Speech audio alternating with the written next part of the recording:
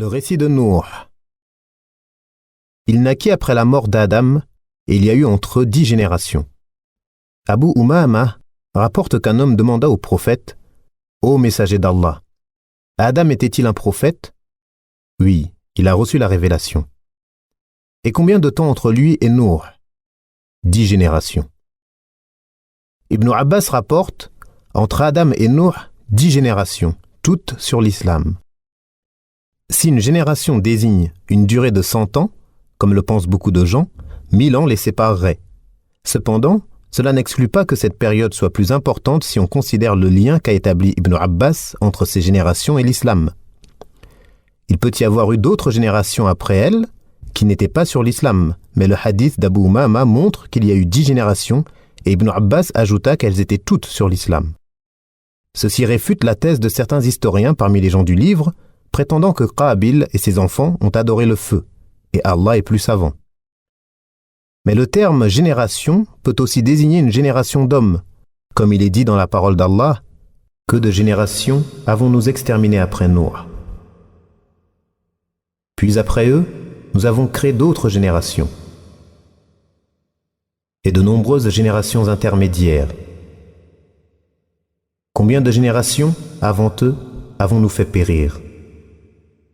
Ou encore dans la parole du messager d'Allah, la meilleure des générations est la mienne.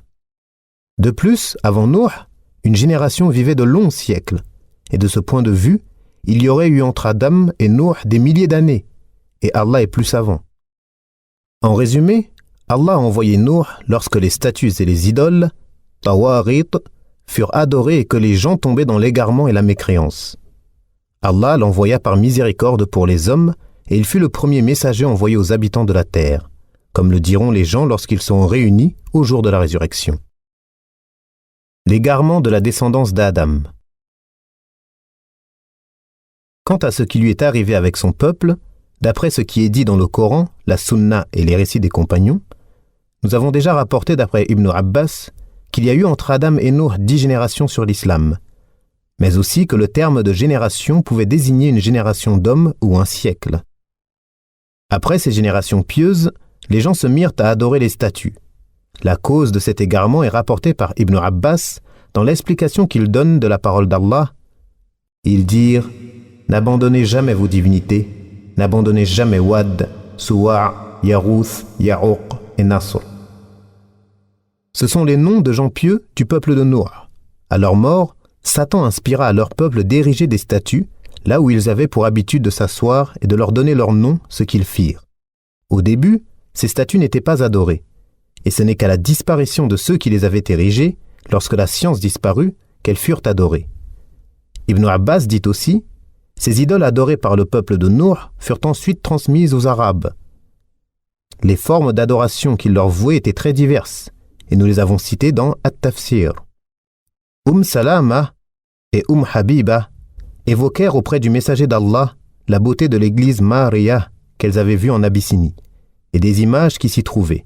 Il dit, « Lorsqu'un homme pieux parmi eux meurt, ils construisent un temple sur sa tombe et dessinent ses images. Ils sont les pires des créatures auprès d'Allah. » Nouh, le premier messager envoyé aux hommes. Lorsque le mal et l'idolâtrie se répandirent sur terre, Allah envoya son serviteur et messager Nouh pour appeler à l'adoration d'Allah, seul sans associé, et interdire l'adoration de tout autre que lui. Il fut le premier messager qu'Allah envoya aux habitants de la terre, comme cela apparaît dans le hadith de l'intercession où le prophète dit « Les gens iront voir Adam et lui diront « Ô Adam, tu es le père de l'humanité. Allah t'a créé de ses mains, insufflant en toi de son esprit, ordonna aux anges de se prosterner devant toi et t'a établi au paradis. Peux-tu intercéder pour nous auprès de ton Seigneur ? Ne vois-tu pas dans quel état nous sommes ? » Il répondra « Mon Seigneur s'est mis dans une colère inconnue avant ce jour et qui ne se reproduira plus jamais. Il m'a interdit l'arbre et j'ai désobéi. Ô Allah, sauve-moi, sauve-moi. Allez voir un autre que moi, allez voir Nouh. » Ils iront voir Nouh et lui diront « Ô Nouh, tu es le premier messager envoyé aux hommes, et Allah t'a nommé serviteur reconnaissant. Ne vois-tu pas dans quel état nous sommes ? Peux-tu intercéder pour nous auprès de ton Seigneur ? Il répondra « Mon Seigneur s'est mis dans une colère inconnue avant ce jour et qui ne se reproduira plus jamais. Ô Allah, sauve-moi, sauve-moi » Après qu'Allah eut envoyé Nuh, il invita les gens à adorer Allah seul sans associé, et sans adorer avec lui de statues, d'idoles ou de tyrans, ta'arut, et de reconnaître son unicité et qu'ils n'ont aucune autre divinité, aucun autre Seigneur en dehors de lui. De la même manière qu'Allah l'a ordonné à tous les messagers qui sont tous issus de la descendance de Nuh. Et nous fîmes de sa descendance les seuls survivants. Il dit également à son sujet et au sujet d'Ibrahim: Nous avons envoyé Nuh et Ibrahim. Nous avons accordé à leur descendance la prophétie et le livre. C'est-à-dire que tout prophète venu après Nuh fait partie de sa descendance. De même pour Ibrahim, comme Allah dit: Nous avons envoyé dans chaque communauté un messager pour leur dire: Adorez Allah et écartez-vous du ta'arut. Et demande à ceux de nos messagers que nous avons envoyés avant toi si nous avons institué, en dehors du miséricordieux, des divinités à adorer. C'est pour cela que Nuh dit à son peuple: Ô mon peuple, adorez Allah, vous ne devez adorer aucune divinité si ce n'est lui. Je crains pour vous le châtiment d'un jour terrible. N'adorez donc qu'Allah, sinon je crains pour vous le châtiment d'un jour douloureux. Ô mon peuple, adorez Allah, vous ne devez adorer aucune divinité autre que lui. Ne le craignez-vous donc pas? Il leur dit: Ô mon peuple, vraiment je suis pour vous un avertisseur clair. Adorez Allah, craignez-le et obéissez-moi, afin qu'il vous pardonne vos péchés et qu'il vous fasse encore profiter de votre vie jusqu'à un terme défini. Car lorsque survient la mort fixée par Allah, elle ne peut être retardée, si seulement vous saviez. Il implora: Seigneur, j'ai prêché à mon peuple jour et nuit pour qu'il t'adore, mais mon prêche n'a fait qu'accroître leur détournement de la vérité. Chaque fois que je les ai appelés pour que tu leur pardonnes, ils se sont mis les doigts dans les oreilles, se sont enveloppés dans leurs vêtements, se sont entêtés et se sont montrés extrêmement orgueilleux. Ensuite, je les ai appelés publiquement, puis je leur ai parlé ouvertement et secrètement en d'autres occasions. Je leur ai dit: implorez le pardon de votre Seigneur, car il pardonne grandement aux repentis. Ainsi, il vous enverra du ciel des pluies abondantes, il vous accordera beaucoup de biens et d'enfants. Il vous donnera des jardins et il vous fera don de rivières.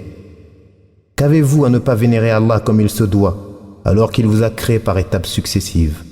Allah a rappelé que Nuh a appelé son peuple de plusieurs manières, de nuit comme de jour, secrètement et publiquement, en leur faisant bonne annonce et en les avertissant.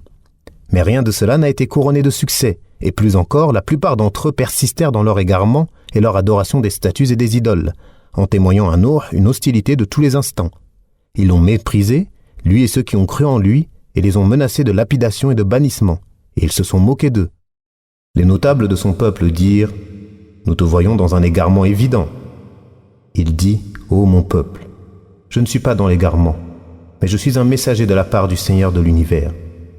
C'est-à-dire, je ne suis pas un égaré comme vous le prétendez, au contraire, je suis sur la voie droite. Je suis un messager du Seigneur de l'univers, celui qui dit à une chose soit, et elle est. Je vous communique les messages de mon Seigneur, et je vous donne le conseil sincère, et je sais d'Allah ce que vous ne savez pas. Son peuple lui dit: Nous ne voyons en toi qu'un homme comme nous, et nous voyons que ce sont seulement les vils parmi nous qui te suivent sans réfléchir. Et nous ne voyons en vous aucune supériorité sur nous. Plutôt, nous pensons que vous êtes des menteurs. Ils se sont étonnés du fait qu'un homme puisse être messager. Ils ont méprisé ceux qui l'ont suivi en les considérant comme des êtres vils. On rapporte qu'ils étaient parmi les plus pauvres et les plus faibles. Mais ce sont eux qui suivent les prophètes, comme l'a dit Héraclius. Ceci car rien ne les empêche de suivre la vérité.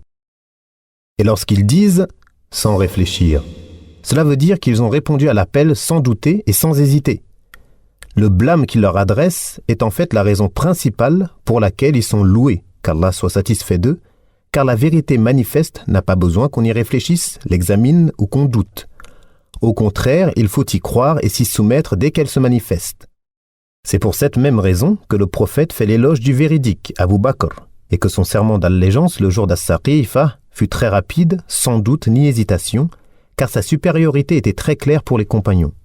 C'est pour cette raison que lorsque le prophète voulut écrire une lettre pour désigner son successeur mais qu'il abandonna finalement cette idée, il dit « Allah et les croyants refusent que ce soit un autre qu'Abu Bakr ». Les mécréants du peuple de Nuh lui dirent ainsi qu'à ceux qui ont cru en lui « Nous ne vous reconnaissons aucune supériorité sur nous ». C'est-à-dire que rien n'est apparu chez vous après la foi, rien qui vous distingue de nous. Mais nous pensons que vous êtes des menteurs. Il dit « Ô mon peuple, pensez-vous que si je me conforme à une preuve de mon Seigneur et qu'il m'a accordé une miséricorde de sa part, à laquelle vous êtes aveugles, nous devrions vous l'imposer alors que vous la répugnez ?» Nuh a ainsi fait preuve de douceur et clémence dans l'appel à la vérité qu'il leur a adressé. Comme Allah dit « Parlez-lui avec douceur, peut-être se rappellera-t-il ou me craindra-t-il. » Par la sagesse et la bonne exhortation, appelle les gens au sentier de ton Seigneur et discute avec eux de la meilleure façon.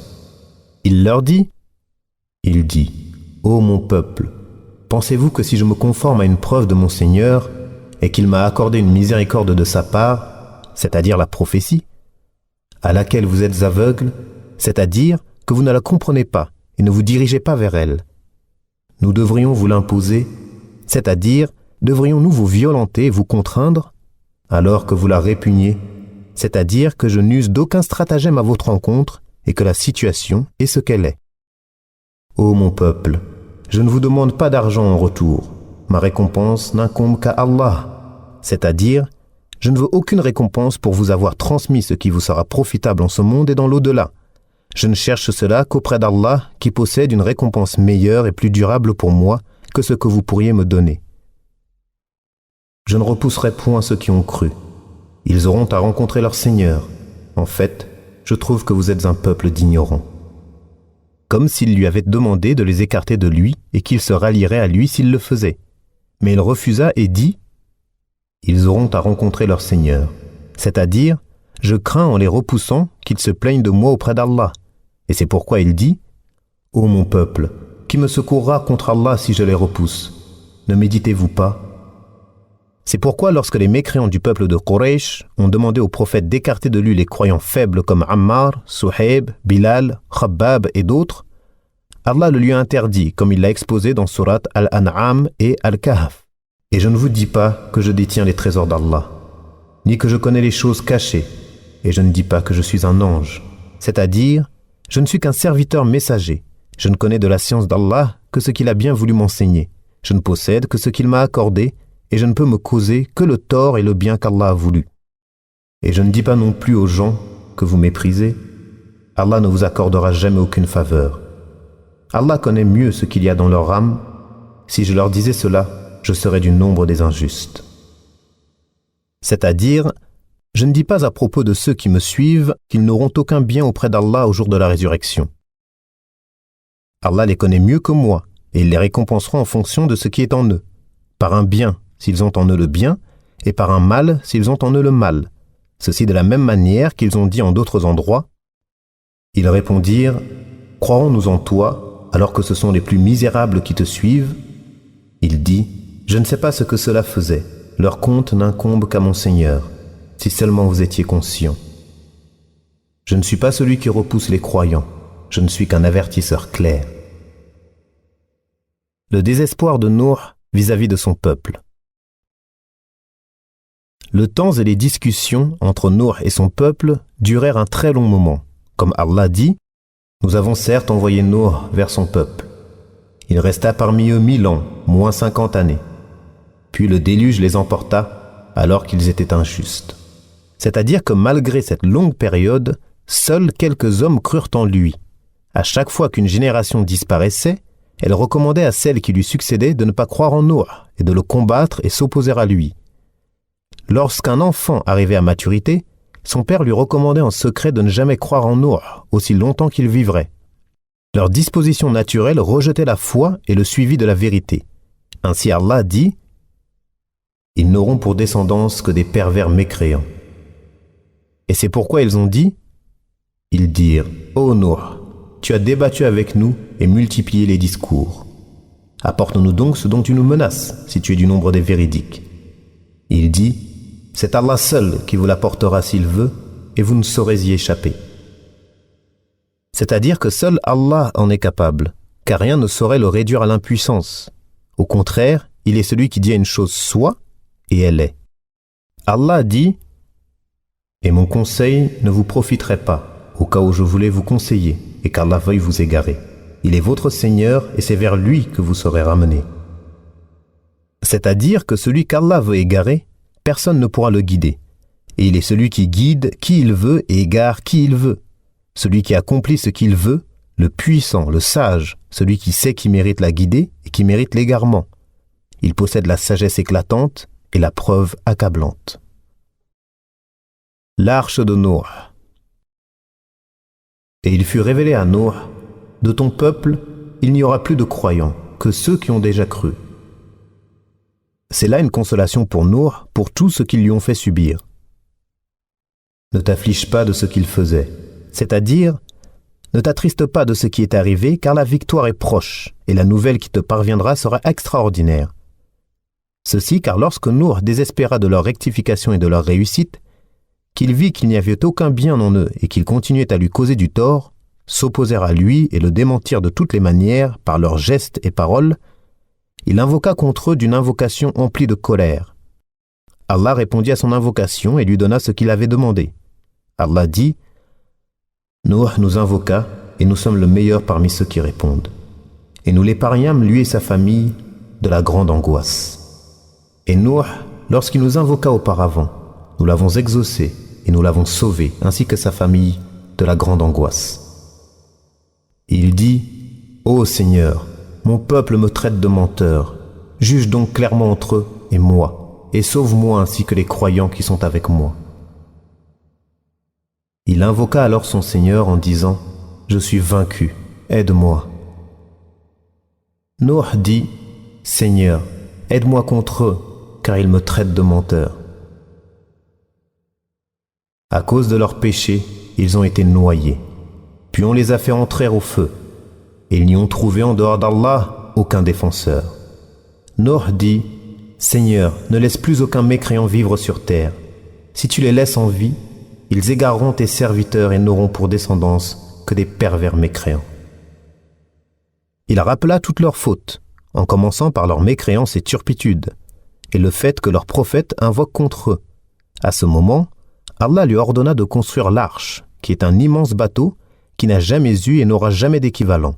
Allah lui révéla que lorsque viendra son ordre et que s'abattra sur eux son châtiment, qu'il ne devait pas revenir en arrière, car il aurait pu ressentir de la clémence envers son peuple en voyant le châtiment. C'est pourquoi il dit « Et ne m'interpelle plus au sujet des injustes, car ils vont être noyés. » Et il construisait l'arche, et chaque fois que des notables de son peuple passaient près de lui, il se moquait de lui. C'est-à-dire qu'il se moquait de lui, car il pensait que jamais ce dont il les avertissait ne pouvait arriver. Il dit « Si vous vous moquez de nous, alors nous nous moquerons de vous comme vous vous moquez. » C'est-à-dire que c'est nous qui sommes en droit de nous moquer de vous pour votre obstination dans la mécréance et l'égarement qui implique l'arrivée imminente du châtiment. Et vous saurez bientôt à qui viendra un châtiment qui l'humiliera et sur qui s'abattra un châtiment durable. Leur obstination dans la mécréance et leur opposition excessive dans ce monde continuera dans l'au-delà. Ils nieront que des messagers leur soient parvenus. Abu Saïd rapporte que le messager d'Allah a dit « Au jour de la résurrection, Nour viendra avec son peuple et Allah lui demandera « As-tu transmis mon message ?» Il dira « Oui, Seigneur. » Allah demandera ensuite à sa communauté « Vous l'a-t-il transmis ?» Ils diront « Non, aucun prophète ne nous est parvenu. » Il s'adressera alors à Nour en lui disant « Qui peut témoigner en ta faveur ?» Il répondra « Muhammad et sa communauté. » Et cette communauté témoignera qu'il a transmis le message de son Seigneur à son peuple. Et c'est là le sens de la parole d'Allah « Ainsi nous avons fait de vous une communauté du juste milieu, afin que vous soyez témoins contre les gens, comme le messager sera témoin contre vous. » De même que cette communauté confirmera le témoignage de son prophète véridique, en affirmant qu'Allah a envoyé Nour avec la vérité, lui ordonnant de la transmettre à son peuple, elle témoignera aussi que Nour s'est acquitté de sa mission de la meilleure manière, leur ordonnant toutes choses qui puissent leur être profitables dans leur religion et leur interdisant et les avertissant contre tout ce qui pouvait leur causer du tort, et ce, comme tous les messagers. Nuh a même averti son peuple contre le faux Messie, Al-Masih ad-Dajjal, bien qu'il ne soit pas apparu à son époque, mais il l'a fait par miséricorde envers eux. Ibn Omar rapporte « Le messager d'Allah se leva devant les gens. Il loua Allah comme il se doit, puis parla du faux Messie en disant « Je vous mets en garde contre lui, et tout prophète a mis en garde contre lui, et Nuh a averti son peuple contre lui. Mais je vais vous dire une chose qu'aucun prophète n'a dit à son peuple. Le faux Messie est borgne, et Allah n'est pas borgne. » Abu Huraira rapporte que le prophète a dit « Voulez-vous que je vous dise à propos du faux Messie une chose qu'aucun prophète n'a dit à son peuple? Il est borgne, il viendra avec ce qui ressemble à un enfer et un paradis, sauf que ce qui semble être le paradis est en fait l'enfer. Je vous mets en garde contre lui de la même manière que Nuh l'a fait avec son peuple. » Certains savants, parmi les pieux prédécesseurs, ont dit « Lorsqu'Allah a exaucé l'invocation de Nuh, il lui ordonna de planter un arbre qui lui servirait à construire l'arche. Nuh le planta puis le rabota.